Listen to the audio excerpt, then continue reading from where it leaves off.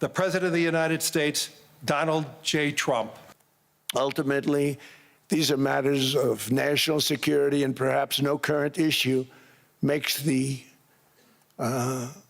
situation more clear than what's currently going on with Greenland. Would you like me to say a few words of Greenland? I was going to leave it out of the speech, but I think I would have been reviewed very negatively. I have tremendous respect for both the people of Greenland and the people of Denmark, tremendous respect. But every NATO ally has an obligation to be able to defend their own territory. And the fact is, no nation or group of nations is in any position to be able to secure Greenland other than the United States. We're a great power, much greater than people even understand. I think they found that out 2 weeks ago in Venezuela. We saw this in World War II, when Denmark fell to Germany after just 6 hours of fighting and was totally unable to defend either itself or Greenland.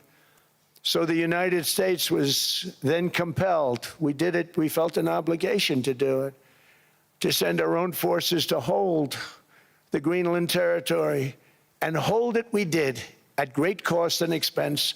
They didn't have a chance of getting on it, and they tried. Denmark knows that. We literally set up bases on Greenland for Denmark.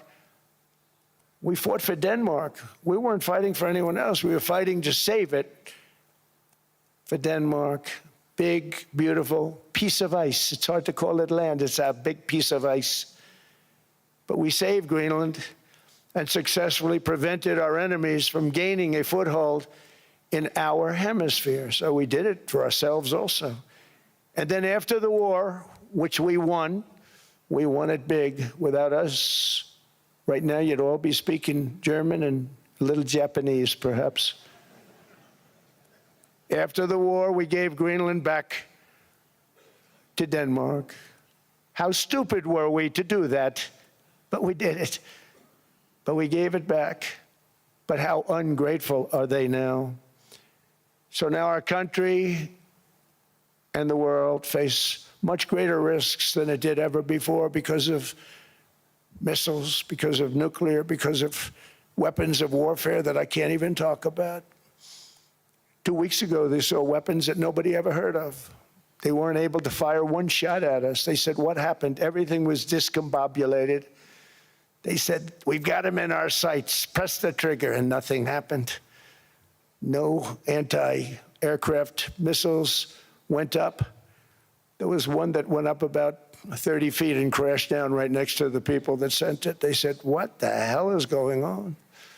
Those defensive systems were made by Russia and by China.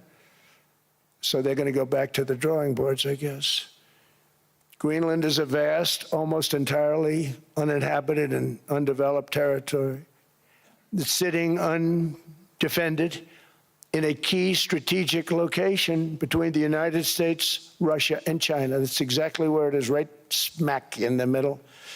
Wasn't important nearly when we gave it back. You know, when we gave it back, it wasn't the same as it is now. It's not important for any other reason, you know, everyone talks about the minerals. There's so many places. There's no rare earth, no such thing as rare earth. There's rare processing, but there's so much rare earth. And to get to this rare earth, you got to go through hundreds of feet of ice. That's not the reason we need it. We need it for strategic national security and international security. This enormous unsecured island is actually part of North America, on the northern frontier of the Western Hemisphere. That's our territory. It is therefore a core national security interest of the United States of America. And in fact, it's been our policy for hundreds of years to prevent outside threats from entering our hemisphere, and we've done it very successfully. We've never been stronger than we are now. That's why American presidents have sought to purchase Greenland for nearly 2 centuries. You know, for 2 centuries they've been trying to do it. They should have kept it after World War II, but they had a different president. That's all right. People think differently. Much more necessary now than it was at that time, however. In 2019, Denmark said that they would spend over $200 million to strengthen Greenland's defenses. But as you know, they spent less than 1% of that amount. 1%. There's no sign of Denmark there. And I say that with great respect for Denmark, whose people I love, whose leaders are very good. It's the United States alone that can protect this giant mass of land, this giant piece of ice, develop it and improve it and make it so that it's good for Europe and safe for Europe and good for us. And that's the reason I'm seeking immediate negotiations to once again discuss the acquisition of Greenland by the United States, just as we have acquired many other territories throughout our history, as many of the European nations have. They've acquired, there's nothing wrong with it. Many of them, some went in reverse, actually, if you look. Some had great, vast wealth, great, vast lands all over the world. They went in reverse. They're stuck back where they started. That happens too. But some grow. But this would not be a threat to NATO. This would greatly enhance the security of the entire alliance, the NATO alliance. The United States is treated very unfairly by NATO. I want to tell you that. And when you think about it, nobody can dispute it. We give so much and we get so little in return. And I've been a critic of NATO for many years. And yet I've done more to help NATO than any other president by far, than any other person. You wouldn't have NATO if I didn't get involved in my first term. The war with Ukraine is an example. We are thousands of miles away, separated by a giant ocean. It's a war that should have never started, and it wouldn't have started if the 2020 U.S. presidential election weren't rigged. It was a rigged election. Everybody now knows that. They found out. People will soon be prosecuted for what they did. It's probably breaking news, but it should be. It was a rigged election. Can't have rigged elections. You need strong borders, strong elections, and ideally a good press. I always say it. Strong borders, strong elections, free, fair elections, and a fair media. The media is terrible. It's very crooked. It's very biased, terrible. But someday it'll straighten out because it's losing all credibility. Think of it. When I went in a landslide, a giant landslide, won all 7 swing states, won the popular vote, won everything, and I only get negative press. That means that it has no credibility. And if they're going to get credibility, they're going to have to be fair. So you need a fair press. But you also need those other elements. And I inherited a terrible, terrible situation. If you look, the border was open.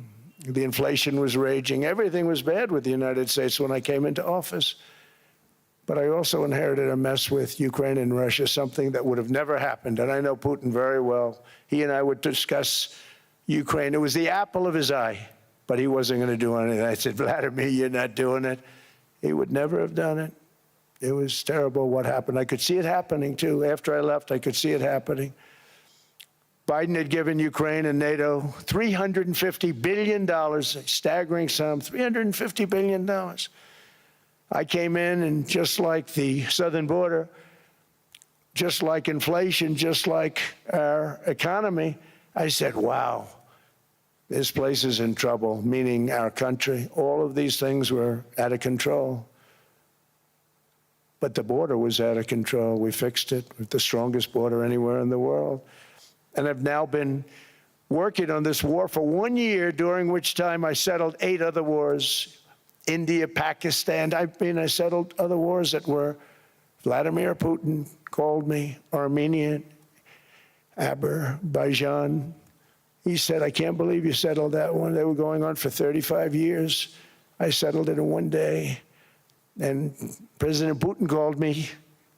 He said, you know, I can't believe I've worked on that war for 10 years trying to settle it. I couldn't do it. I said, do me a favor, focus on settling your war. Don't worry about that one.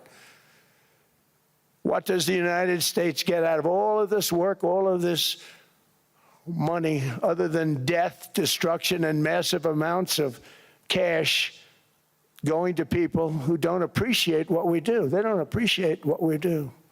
Talking about NATO, I'm talking about Europe. They have to work on Ukraine. We don't. The United States is very far away. We have a big, beautiful ocean separating us. We have nothing to do with it. Until I came along, NATO was only supposed to pay 2% of GDP, but they weren't paying. Most of the countries weren't paying anything. The United States was paying for virtually 100% of NATO. And I got that stopped. I said, that's not fair. But then, more importantly, I got NATO to pay 5%, and now they were paying, and now they are paying. So something nobody said was possible. They said, we will never go up higher than 2%. But they went to 5%, and now they're paying the 5. They didn't pay the 2, and now they're paying the 5.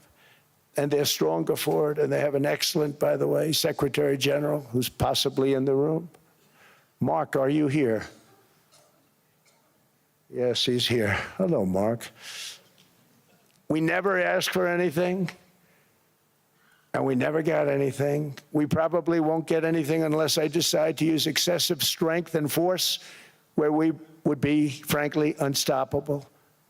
But I won't do that. Okay? Now everyone's saying, oh, good. That's probably the biggest statement I made, because people thought I would use force. I don't have to use force. I don't want to use force. I won't use force. All the United States is asking for is a place called Greenland, where we already had it as a trustee, but respectfully returned it back to Denmark not long ago after we defeated the Germans, the Japanese, the Italians, and others in World War II. We gave it back to them. We were a powerful force then, but we are a much more powerful force now, after I rebuilt the military in my first term and continue to do so today. We have a budget of $1.5 trillion. We're bringing back battleships. The battleship is 100 times more powerful than the great battleships you saw in World War II, those great, big, gorgeous ships, the Missouri, the Iowa, the Alabama. Because I thought maybe we could take them out of mothballs. They said, no, sir, these ships are 100, think of that, 100 times more powerful than those big, magnificent pieces of art that you saw so many times ago, that you still see on television. You say, wow, what a force. 100 times, each ship 100 times more powerful than the big battleships of the past. So that was the end of the mothball story. So what we have gotten out of NATO is nothing except to protect Europe from the Soviet Union and now Russia. I mean, we've helped them for so many years. We've never gotten anything, except we pay for NATO. And we paid for many years until I came along. We paid for, in my opinion, 100% of NATO because they weren't paying their bills. And all we're asking for is to get Greenland, including right title and ownership, because you need the ownership to defend it. You can't defend it on a lease. Number one, legally it's not defensible that way, totally. And number two, psychologically, who the hell wants to defend a license agreement or a lease, which is a large piece of ice in the middle of the ocean where if there is a war, much of the action will take place on that piece of ice. Think of it. Those missiles would be flying right over the center of that piece of ice.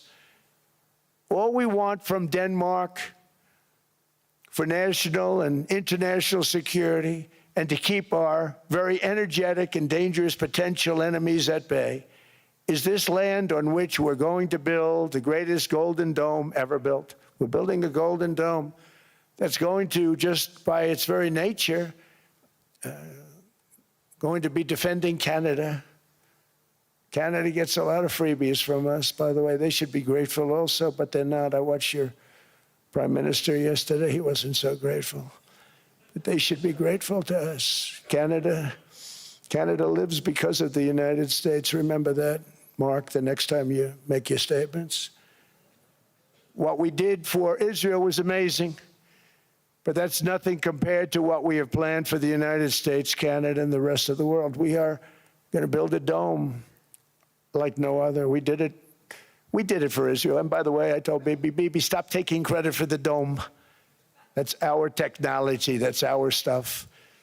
But they had a lot of courage, and they were good fighters, and they did a good job, and we wiped out the Iran nuclear threat like nobody can believe. Nobody's ever seen anything like it. That, Venezuela, taking down Soleimani, wiping out al-Baghdadi when he tried to reinstitute ISIS. We did a lot. I did a lot of big things, all perfectly executed. Everyone was perfectly executed. Somebody told me that, a military expert told me, sir, everything you've done has been perfectly executed. I said, I know. So other presidents have spent, whether foolishly or not, trillions and trillions of dollars on NATO and gotten absolutely nothing in return. We've never asked for anything. It's always a one-way street. Now they want us to help them with Ukraine. And we say, we're going to. I'm really helping, not even them. I want to see, last week, if you saw, it was 10,000 soldiers, but last month it was 31,000 soldiers died. 31,000. That's this room times, the number of people in this room times 30. Think of it. 30,000 soldiers died in 1 month. The month before it was 27,000. The month before that it was 28,000. The month before that it was 25,000. It's a bloodbath over there. And that's what I want to stop. It doesn't help the United States, but these are souls. These are young people. Look like you, look like some of you right in the front row. They go to war. Their parents are so proud. Oh, there he goes, comes back. 2 weeks later, they get a call, your son's head's been blown off. I want to stop it. It's a horrible war. It's the worst since World War II. They keep going, they'll exceed World War II. The numbers are staggering, how many people they've lost. They don't want to talk about it. Ukraine and Russia lost just tremendous amounts. And I'm dealing with President Putin, and he wants to make a deal, I believe. I'm dealing with President Zelensky, and I think he wants to make a deal. I'm meeting him today. He might be in the audience right now. But they got to get that war stopped because too many people are dying, needlessly dying. Too many souls are being lost. It's the only reason I'm interested in doing it. But in doing it, I'm helping Europe, I'm helping NATO, and I've until the last few days when I told them about Iceland, they loved me. They called me daddy, right, last time. A very smart man said, he's our daddy. He's running it. I was like running it. I went from running it to being a terrible human being. But now what I'm asking for is a piece of ice, cold and poorly located, that can play a vital role in world peace and world protection. It's a very small ask compared to what we have given them for many, many decades. But the problem with NATO is that we'll be there for them 100%. But I'm not sure that they'd be there for us if we gave them the call. Gentlemen, we are being attacked. We're under attack by such and such a nation. I know them all very well. I'm not sure that they'd be there. I know we'd be there for them. I don't know that they'd be there for us. So with all of the money we expend, with all of the blood, sweat, and tears, I don't know that they'd be there for us. They're not there for us on Iceland, that I can tell you. I mean, our stock market took the first dip yesterday because of Iceland. So Iceland's already cost us a lot of money. But that dip is peanuts compared to what it's gone up. And we have an unbelievable future in that stock. That stock market is going to be doubled. We're going to hit 50,000, and that stock market's going to double in a relatively short period of time because of everything that's happening. But this is a good example. After giving NATO and European nations trillions and trillions of dollars in defense, they buy our weapons. We make the greatest weapons in the world, but now we're going to make them faster, much faster. You saw that. I put a cap on the salaries, and I put no buybacks, no stock buybacks, no various other things that they were doing. I mean, they were making $50 million, but it would take them 3 years to give you a Patriot missile. I said, that's not good. My chauffeur can do a better job than that, and he makes slightly less than 50. They make big salaries. If they're going to make those big salaries, they're going to have to produce a lot faster. The good news is we have the greatest equipment in the world. Now we're going to start making it a lot faster. They're going to build additional plants. And all of the money that goes into stock buybacks is going to go into building plants. We're not allowing stock buybacks by defense companies any longer. They're going to build new plants to make Tomahawks, Patriots. We have the best equipment, F-35s. F-47, the new one just coming out. They say it's the most devastating plane, fighter jet ever. Who knows? They called it 47. If I don't like it, I'm going to take the 47 off it. I wonder why they called it 47. We'll have to think about that. But if I don't like it, I'm going to take that 47 off. But it's supposed to be the stage 6. It's supposed to be the first stage 6 plane, undetectable, like our B-2 bombers were undetectable. They flew right over Iran. They were undetectable. And they did their job, and they got the hell out of there. So we want a piece of ice for world protection, and they won't give it. We've never asked for anything else, and we could have kept that piece of land, and we didn't. So they have a choice. You can say yes, and we will be very appreciative, or you can say no, and we will remember. A strong and secure America means a strong NATO, and that's one reason why I'm working every day to ensure our military is very powerful, our borders are very strong, and above all, our economy is strong because national security requires economic security and economic prosperity, and we have the greatest that we've ever had.